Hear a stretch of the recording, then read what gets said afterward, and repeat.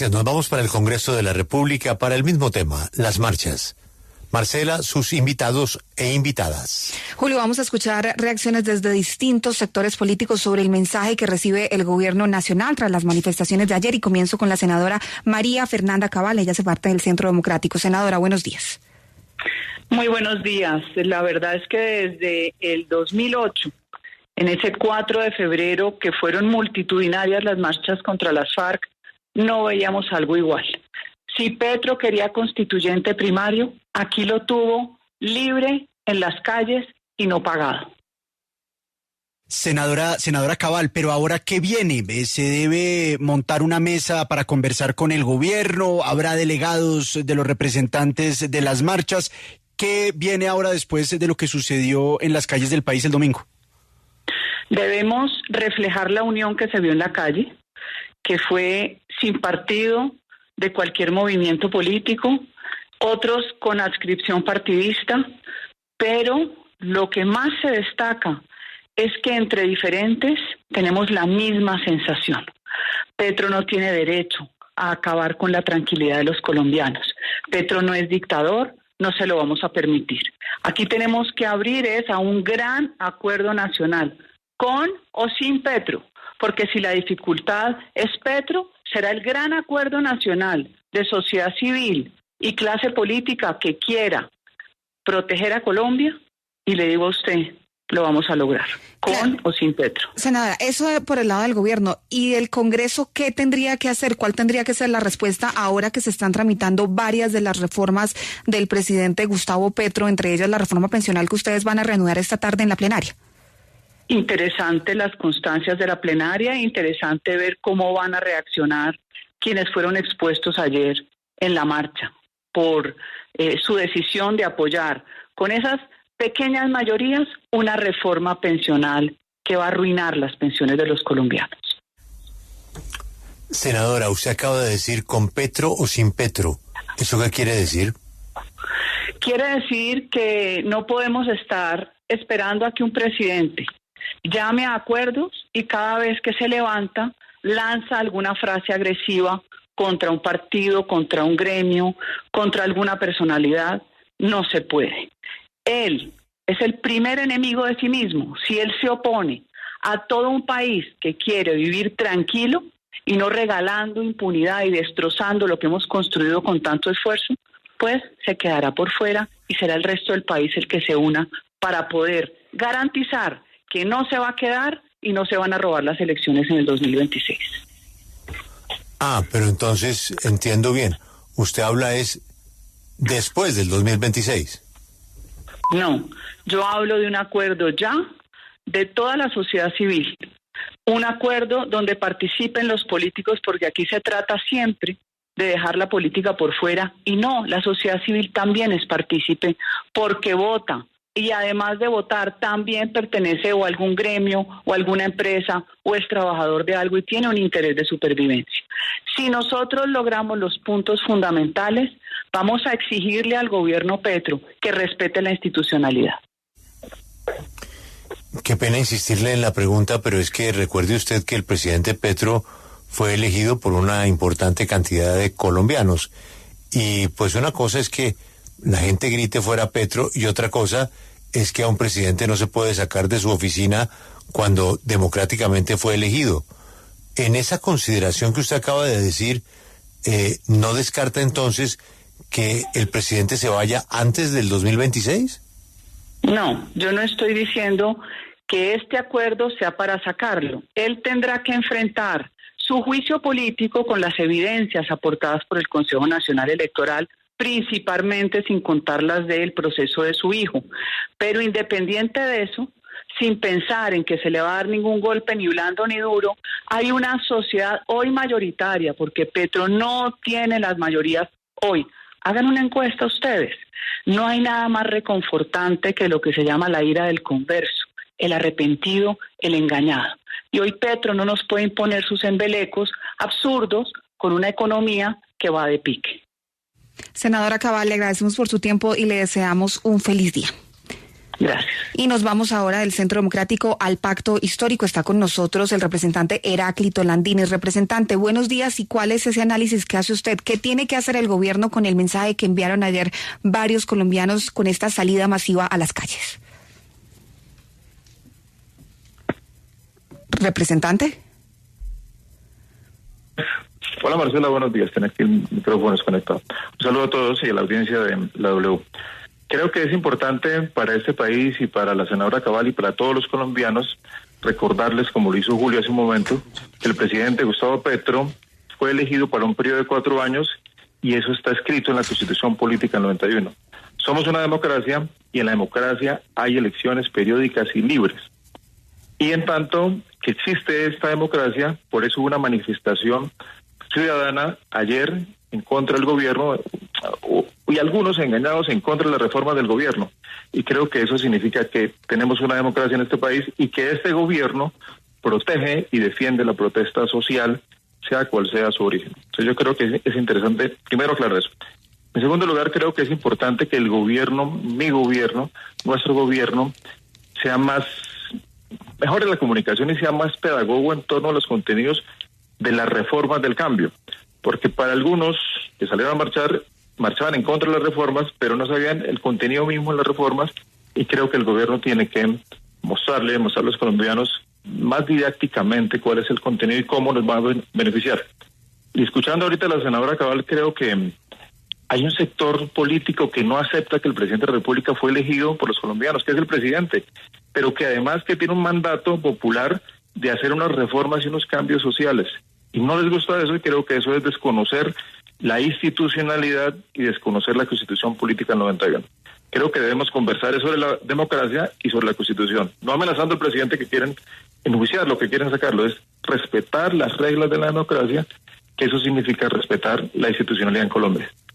Claro, representante, pero es que la respuesta del presidente Gustavo Petro no es muy conciliadora, porque él ahí estigmatiza a las personas que salieron a marchar diciendo que quieren que vuelva al paramilitarismo, que lo quieren tumbar, que lo quieren matar, que quieren un golpe blando, y no todas las personas quieren la salida del presidente. Aunque hubiese arengas de fuera Petro, pues las personas le están haciendo reclamos justos que consideran que se tienen que hablar con el gobierno. Entonces, ¿no le parece a usted que ese no es el camino adecuado?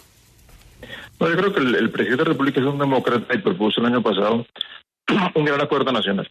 Y creo que la manifestación ciudadana de ayer es válida, es legítima y tenemos que reconocer su voz, que es muy importante. Pero sin embargo, en algunos sectores de los manifestantes, por ejemplo, en Cali muy fuerte, con un ataúd, decían Petro para el cementerio, saquemos al presidente Gustavo Petro. En Medellín, en Bogotá, igualmente de manera violenta.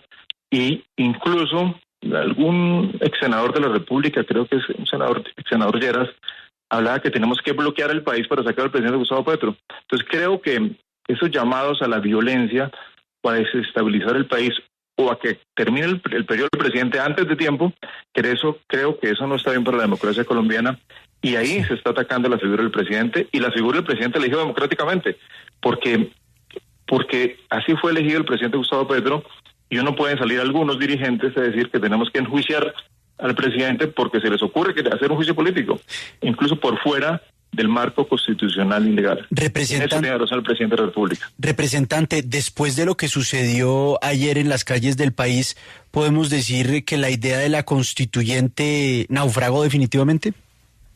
No, el presidente ha hablado de un proceso constituyente en el cual los ciudadanos se informen y los ciudadanos se empoderen con respecto a cambiar algunas normas que impiden el libre debate democrático sobre propuestas de gobierno. El presidente de la República recibió unas propuestas, un mandato popular en las urnas de hacer unos cambios sociales, y en el Senado de la República se hunde por 8 senadores sin debatirse la reforma a la salud. Algo está fallando en la democracia colombiana y habría que pensar, por ejemplo, en cuáles podrían ser los cambios que se pueden hacer y lo que significaría que los ciudadanos se empoderen con respecto al marco constitucional, a la arquitectura constitucional colombiana. Creo que eso es legítimo y eso es válido. Que los ciudadanos se informen y que los ciudadanos inicien un proceso constituyente como lo podrían hacer en cualquier momento de la historia de ese país después de la Constitución del 91, y creo que es legítimo. Pero si el presidente de la República lo propone, algunos lo llaman de dictador. Algunos lo tildan de dictador al presidente Gustavo Petro porque propone un proceso constituyente. pero un proceso constituyente se enmarca en la legislación colombiana. Entonces, ¿cuál es el término de dictador? Haciendo referencia al presidente Gustavo Petro, como acaba de escuchar a la senadora Cabal. El presidente es un demócrata elegido por los colombianos para que lo tildemos de dictador de manera tan irresponsable con los colombianos. Pero mire, el presidente no es un dictador, pero la gente le puede dar una lectura de dictador sin que sea un dictador porque expresa unas simpatías con dictadores. No puede tener el presidente de la República de manera aislada esas conversaciones con Nicolás Maduro, consciente usted y el mundo de lo que está pasando en Venezuela, lo que está pasando en Nicaragua. No puede ser Colombia simpatizante del señor Ortega de las barbaridades que está haciendo. Ni más faltaba que el presidente, por cuenta de eso, se le pueda decir dictador. Pero esas actuaciones ayudan poco. Sí, el gobierno nacional a través de la Cancillería emitió un comunicado llamando a respetar los derechos políticos de los venezolanos y respetar los derechos políticos de la oposición. Sí, representante. Hemos perdido la comunicación con el representante Landines, a quien agradecemos por acompañarnos esta mañana. Pero yo creo que es justo. Sí, pero mientras, si le parece, mientras lo ¿De qué partido es el representante Landines? Recordemos. Del Pacto Histórico, Julio. Él hace parte de la coalición del presidente. Parece que es bueno el equilibrio. Estábamos en el Centro Democrático. Vamos al Pacto Histórico y me parece que es apenas justo que podamos... Esa es una de las voces, digamos, más fuertes en la Cámara de Representantes del Pacto Histórico. Julio ya ha tomado la vocería en muchísimos temas, entre otros el tema de la constituyente que ha planteado el presidente de la República. Por eso es importante, Marcela, escucharlo. Uno de los, además de los... Son argumentos más preparados. Son argumentos, Lucas, que pues los escuchamos. Pero él dice, no, es que no puede ser que por 8 votos se pierda la reforma a la salud. ¿Pero qué hacemos? Si ese es el nombre de la democracia. La democracia representativa. Por 8 votos o se gana pero o se también pierde. Por pocos votos terminó pasando. Pero porque es que entonces lo que uno no entiende es que no sirve ese tipo de democracia representativa porque son 8 votos. Pero tampoco sirve la calle porque entonces ¿qué sirve? Sí, pero me parece importante oírlo y que haga parte del equilibrio informativo. Representante Landines, decía usted que Colombia está protestando por la situación de Venezuela, pero se reúne con Venezuela y hace acuerdos con Venezuela. ¿Y con Nicaragua qué? Sí, Venezuela es nuestro segundo socio comercial después de los Estados Unidos hasta 2014. Yo creo que debemos recuperar ese gran socio comercial para los colombianos, hacer negocios, que la economía colombiana crezca, que la economía venezolana crezca, porque es nuestro socio natural. Yo creo que promover acuerdos comerciales para los dos países es importante y para los dos pueblos sobre todo, porque somos lo mismo, una gran frontera que tenemos con los venezolanos. Y creo que en el tema de Nicaragua, el gobierno consideró desde el Pacto Histórico que debemos hacer unas exigencias más fuertes con respecto a los derechos humanos y los derechos políticos de la oposición política. Lo digo como representante del Pacto Histórico, viendo el escenario político de los nicaragüenses. Claro, representante, volviendo a lo que está pasando en el país y a la lectura que dejan esas movilizaciones de ayer, el presidente llama casi que a una confrontación y a medirse en las calles y convoca también a movilizaciones para el próximo 1 de mayo, que es Día Internacional del Trabajo. ¿Por qué el presidente convoca en un día en el que tradicionalmente salen muchos sectores a marchar y no se hace contar entonces en un día distinto en el que no salen sindicatos y de pronto otros sectores que posiblemente puedan no estar de acuerdo con las razones del presidente? Yo creo que la marcha del 1 de mayo es una marcha de los trabajadores, de los colombianos que creemos en las reformas, por ejemplo, la reforma laboral, y es un día internacional que ganaron los trabajadores en todo el mundo, y creo que es un escenario que coincide en muchos temas con las propuestas del presidente Gustavo Petro. Creo que es interesante, creo que esas centrales obreras, la mayoría, apoyan al gobierno nacional y creo que coincidimos en puntos comunes. Y ahí el presidente manifestó que va a salir a las calles a caminar con los trabajadores y vamos a acompañarlo. Creo que es legítimo ese día como cualquier otro día, pero ese día coincidió que es la próxima semana y ahí vamos a estar. Representante Landines, le agradecemos por habernos acompañado esta mañana. Que tenga un feliz día. Marcela, muchas gracias, un saludo a todos. Y aunque hubo presencia de congresistas de oposición y de sectores de derecha, también estuvieron participando otros que se identifican en el centro político, entre ellos la representante Catherine Jubinado del partido Alianza Verde, quien acompañó al presidente Gustavo Petro en campaña, pero hoy tiene una posición crítica sobre varios temas del gobierno y nos acompaña a esta hora. Representante, buenos días. Muy buenos días, Marcela. Un saludo a toda la mesa y a los escuchas. Representante, hay quienes consideran que usted con su participación ayer ayudó de cierta forma a hacerle campaña a la derecha, al Centro Democrático y a Cambio Radical para las elecciones del 2026. ¿Cuál es su respuesta para esas personas que no están muy contentas con la participación de los congresistas como usted del centro?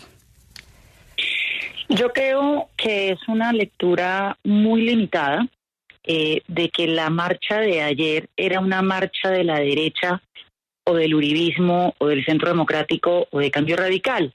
Porque para empezar, eso le otorga a los sectores de derecha y al uribismo un poder que ellos hoy por hoy ya no tienen en este país. La marcha de ayer fue claramente diversa. Habían ciudadanos que se autodenominan de derecha, claro, pero había muchísima ciudadanía que se autodenomina de centro. Y la ciudadanía no está en el cálculo político diario de yo salgo porque convoca pero no salgo porque convoca y no quiero que me vean con y yo no quiero que me vean con Yo no creo que esa sea la sensación ni el interés del ciudadano de a pie. El ciudadano de a pie salió ayer porque sencillamente quería manifestar una sensación generalizada de descontento y de desaprobación con este gobierno. No es lo que está pensando el gobierno, que es que la gente sale engañada y la gente no sabe por qué está marchando y pobrecitos estas personas que más o menos salen instrumentalizadas por unos políticos. No, yo creo que a la ciudadanía no se le puede menospreciar de esta manera. Hay gente crítica, informada, que salió ayer, una clase media urbana que por alguna razón el presidente quiere ningunear y los quiere simplemente meter en una bolsa de gente de la élite que quiere que regresen las masacres o que está brava porque estamos incautando narcotráfico. Yo creo que eso es supremamente irrespetuoso y los políticos, antes que seguir polarizando al país y encasillando forzosamente a la ciudadanía en algo en lo que la ciudadanía no está pensando, lo que deberíamos hacer es acompañar a la ciudadanía. Eso fue lo que yo hice ayer. Salí a acompañar a esa inmensa porción de centro, muchos de ellos que votamos por el presidente Petro y que simplemente salimos a decirle ayer al presidente, escuche, aquí hay un país que no está de acuerdo con cómo usted está haciendo las cosas, no porque esa ciudadanía no quiera un cambio. Sí.